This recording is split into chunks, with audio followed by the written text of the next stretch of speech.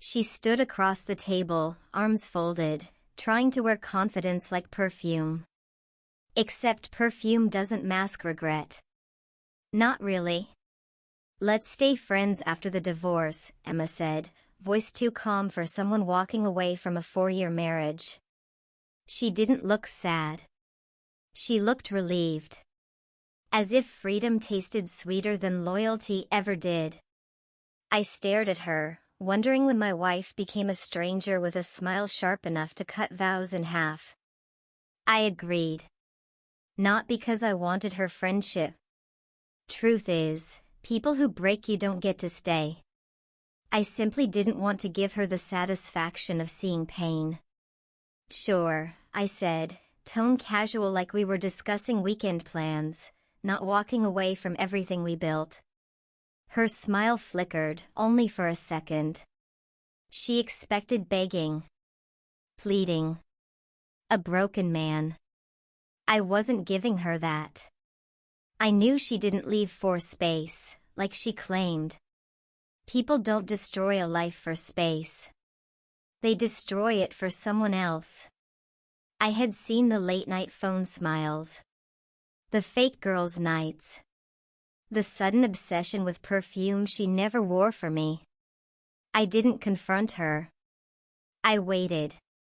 Patience is louder than anger. The papers were signed. Hands shaken. Promises dust. We walked out of the courthouse together like two people leaving a funeral neither wanted to attend. She tried to hug me. I stepped back. That stung her. Good. Some lessons need silence, not speeches. She walked away first, her heels tapping like applause for her own victory. I almost laughed. She thought she won. She thought she traded up. She thought I was replaceable. She had no idea I already knew everything.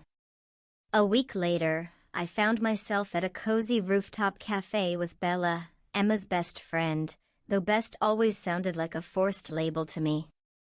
Bella was soft-spoken, but you notice quiet people. Their silence carries truth while loud ones hide behind noise. She had texted me the day after the divorce, saying she wanted to check on me. I hesitated, then agreed. It felt safe.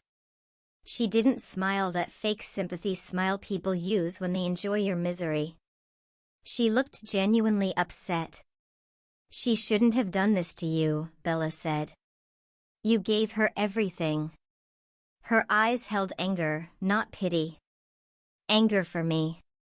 That hit harder than any comfort. People make choices, I replied, sipping my coffee. And then they live with them. Bella leaned forward. She didn't leave for space. You know that, right? I nodded. I know who he is. She blinked. Then why didn't you expose her? Because I didn't need to. She exposed herself the moment she traded loyalty for ego. The world always catches up eventually. Some storms don't need thunder, I said. Silence ruins people better. Bella breathed out slowly, studying me like she was seeing someone new. You're not broken, she whispered. You're just done. Done. Exactly. We talked for hours. It felt natural. No bitterness. No forced positivity. Just two people finding calm in chaos. When we left, she hugged me tightly. Not romantic. Not desperate. Just human. Something I had forgotten existed. Days passed. Then one evening, Emma showed up at my apartment. Just like that. No message. No call. The arrogance was back in her eyes, except this time it felt desperate. I've been thinking, she said, walking in without being invited. Maybe we rushed. Maybe we can rebuild. There it was. Regret. Late but loud. Why now? I asked, leaning back, arms crossed. Her lips trembled. I realized what we had. I miss you. Truth was simpler. The man she left me for wasn't the hero she imagined. Rebound love dies quickly when built on lies. I didn't answer. Silence again. She hated it. She stepped closer. Say something. I looked her dead in the eyes. I moved on. Shock. Hurt. Panic. She wore them fast. Who? Before I could answer, the elevator dinged and footsteps approached. Bella walked in holding takeout bags. The moment she saw Emma, her smile disappeared. Emma froze, face draining like someone realizing the last card they held was useless. You? Emma whispered, voice cracking. You chose him?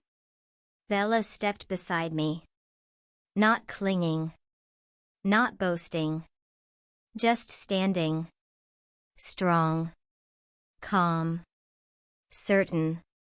No, she said. I chose someone who didn't play games. Emma stumbled back. This is betrayal. No, I said. You already did that part. She looked between us, eyes wide, disbelief turning to realization. She lost twice. Once when she let go, and again when she tried to come back too late. Tears welled, but not from love. From losing control. I never thought you'd move on so fast. You never thought I would move on at all. She left without another word, heels silent this time. Victory tasted different when I watched her walk away. Not sweet. Not triumphant. Just final. Inside, Bella placed the food on the table and looked at me. Did we just start a war? No, I replied. We ended one. She smiled, slow and sincere. You know I didn't do this to hurt her. I know, I said, holding her gaze. You showed up when staying silent would have been easier. That matters. People always reveal themselves when the curtain drops. Emma chose ego over love. Bella chose loyalty over comfort. I chose peace over revenge. Some endings write themselves. Some new beginnings walking quietly, holding takeout and truth. And sometimes the best revenge is not revenge at all. It is simply becoming someone they never thought you could be, and choosing someone who sees it from the start.